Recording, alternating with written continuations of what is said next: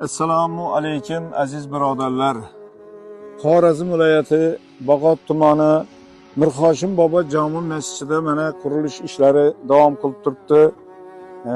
Masjidimizning asosiy binosi qurib bitkazildi. İş tomonlaridan mana gumbazning pastlarini hozir naqsh qilish davom qilib turibdi. Naqshlarimiz ham endi tugallayotir.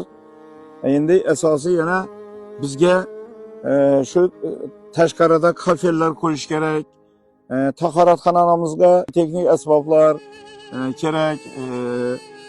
Bundan keyin joy namoz, asosiysi joy namoz kerak.